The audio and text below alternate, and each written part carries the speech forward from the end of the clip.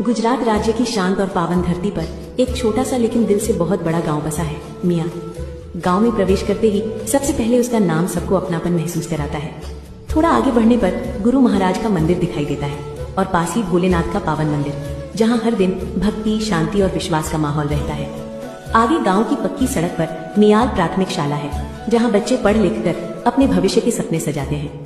School से आगे मंगीलाल प्रजापति की दुकान, फिर हेमराज भाई रबारी की दुकान और उसके बाद भाला भाई व बुआ जी की दुकान, जहां हर आने जाने वाले का मुस्कान के साथ स्वागत होता है। थोड़ा और आगे मियाल की दूध डेयरी है, जहां से पूरे गांव में मेहनत की मिठास फैलती है। उसके पास जगा भाई रबारी और मुकेश भाई रबारी की दुकान है, जो गांव की आपसी एकता की पहचान है। मियाल के लोग मेहनत, मजदूरी, नौकरी और अपने काम को ईमानदारी से करते हैं। ये गांव सिर्फ घरों से नहीं, दिलों से बना है। यहाँ एक गौशाला भी है, जहाँ गायों की सेवा को पुण्य माना जाता है और हर पूर्णिमा के दिन